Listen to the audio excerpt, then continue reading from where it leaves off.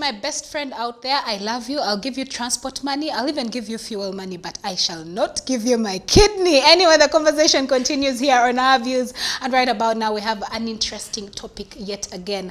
And we're going to be discussing sibling rivalry. Ladies, do you find yourself constantly at loggerheads with your siblings? If you do, you're actually not the only one, because I was reading statistics and it did say that over 80% of siblings that are living together, even those that decide to move out into their same home, into different homes, actually constantly find themselves at loggerheads or against each other. So this morning we're actually going to be diving into and asking ourselves, is it an issue of poor parenting, or does your child just have lack of social skills? But anyway, let's get into the definition. And sibling rivalry is actually refers to jealousy, competition and fighting between brothers and sisters. It is a concern for almost all parents of 2 or more kids. Now, problems often start right after the birth of the second child. Sibling rivalry usually continues throughout childhood and can be very frustrating and stressful to parents. So ladies, what do you think brings about sibling rivalry? Or have you gone through such an experience? Please share with us. Yes,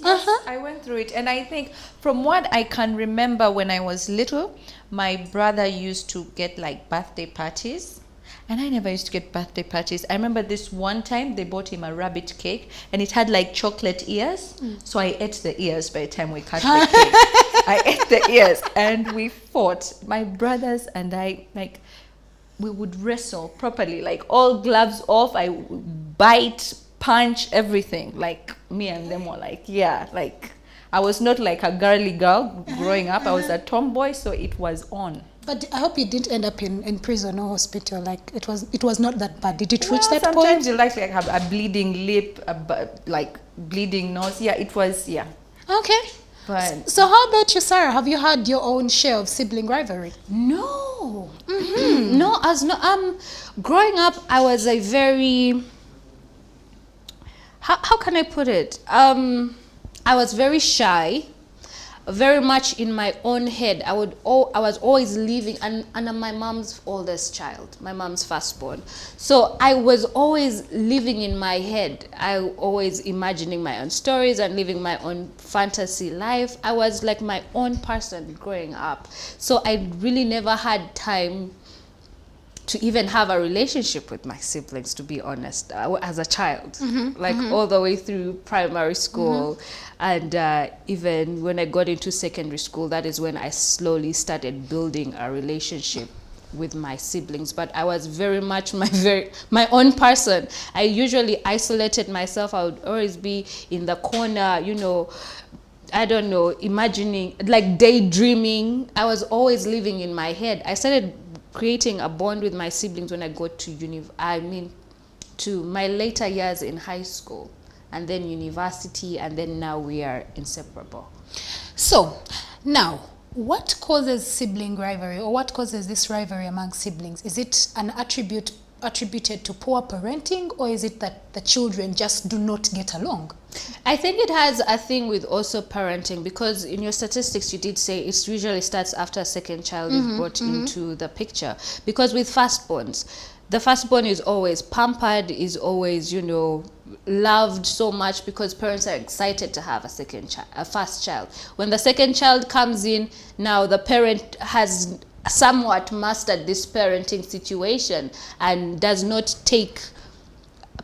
put in as much attention into the second child like they did the first child. And you find the second child feeling neglected, or put in a situation where they are constantly, you know, compared to the firstborn. So I think parenting, I won't call it poor parenting, however, some parenting styles do lead to siblings rivalry, especially when parents keep on comparing their children. It's like, oh, so-and-so got an A, you got a C, or so-and-so got a B. How comes you did not get an A+? It does not make sense. You understand? They keep on comparing. That is one of the reasons. Another thing, it could be just different personality traits. You find that one sibling is competitive, like more competitive than the other one, and that brings up, you know, sibling rivalry. Okay. I think also what parents do, they might not necessarily say why aren't you getting A's like your brother or sister, but kids are very observant, and what other parents do is that they reward. They would reward this one. They would not necessarily say, yeah. And I think for me that's what stemmed this animosity, I would say, or rivalry towards my brother at a young age, because he was a very, very bright boy, and I won't get grades as good as him. So I guess like they would do the parties for him and this and that. But also with hindsight, it could be that's when my parents had money. You know how money comes and goes. So like if there's no money during your birthday, it's not that that's what they wanted to do. But as children, you know, you don't see that. You don't see that. You just see that, you know what? I didn't get a cake for my birthday. So I feel that parents should be very, very cautious, because children are very, very emotional. They're very emotional beings, and it affects them. And I think this is what I mean. I'm not a parent, but I'm just saying, I feel, because as a child, I mean, there's some things that I did go through that I did not think were fair. So I'm thinking, if probably my parents had helped me understand the situation then, we probably wouldn't be having this conversation that we are having this morning. But you see, many times parents also need to understand that, like what Sandra has said, children are very observant. They see, they watch, and they feel. You might think that they're blowing something out of proportion, but there is no smoke without fire. I mean, you cannot tell me that, for example, on my sister's birthday or on my brother's birthday, you are able to, you know, spend money and throw her a party. And then when my turn comes, you do not have the money. It will not make sense to me at that young age. So I'm thinking, even as parents, it's very important. If you're maybe going to surprise your children, or if you're going to go out of your way to gift them, plan. And don't give one more and give the other less, because they will feel it. I think this is something that we neglect. But also, while looking at how you can actually, for a parent who's watching this morning, how you can help your kids to get better, to get along better. Among them is, first and foremost, don't play favorites. Let me tell you something. Children will always know that I am the favorite, and especially with last borns. Like when we were young growing up, whenever we wanted something, Sandra is pointing at herself meanwhile. Whenever I wanted something, we would always send my little brother, because we knew he would somehow convince, like he wouldn't have to plead, he would always get for us what we wanted. So don't play favorites, because they will always know. Then try not to compare your children to one another. For example, don't say things like, your brother gets good grades in math, why can't you get the same grades? Learn to appreciate that your kids have different talents. Your child, your firstborn, may be good at math. I might be blossoming in literature. I mean, here I am, I'm blossoming in journalism. My siblings are blossoming probably in procurement. So parents, you need to learn to appreciate that different children come along with different talents, come along with different strengths and weaknesses. And another one is, let each child be who they are. Don't try to pigeonhole or label them. Allow your child to flourish. Let them be who they are. Do not try to navigate and say, you know, you have got to be this, you have got to be this because I was like this. No, let them be.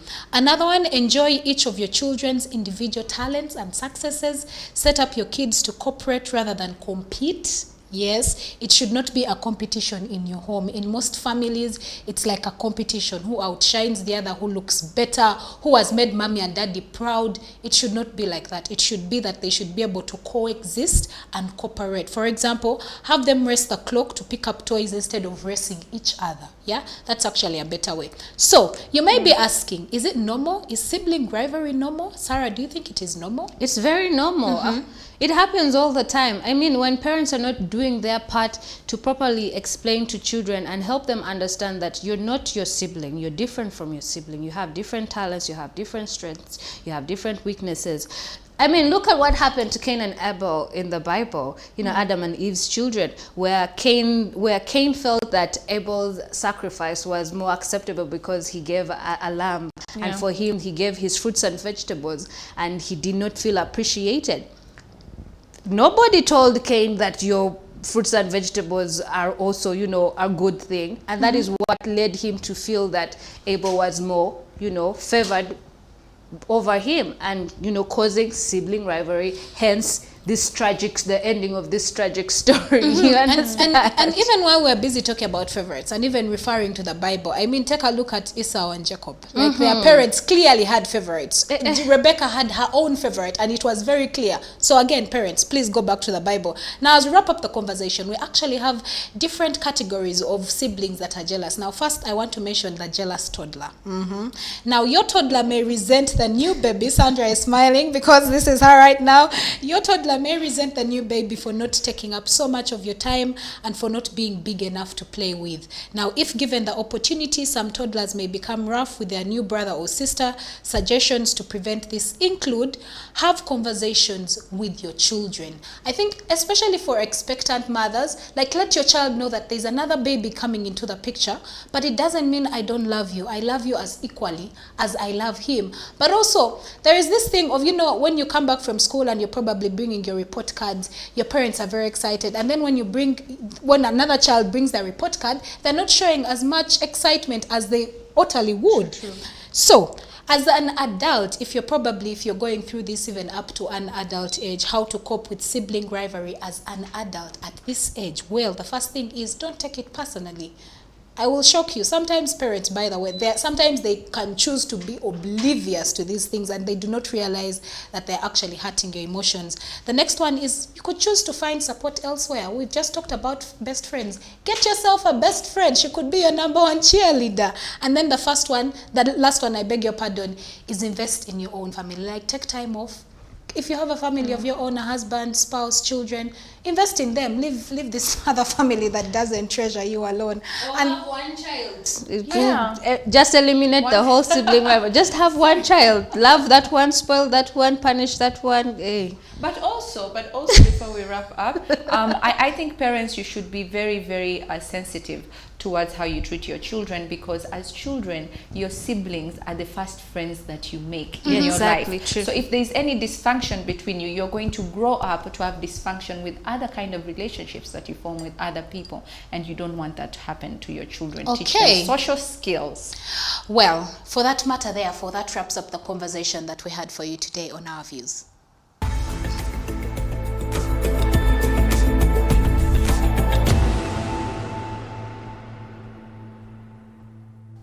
58 minutes past the hour of 8, and we do thank you for being a part of Sunrise at Sea right from the time when we woke up from 7 a.m. I hope I was able to fulfill my promise and you had such an amazing time waking up with us. Otherwise, from the team and I, see you tomorrow, same time, same place. Good morning and don't blink.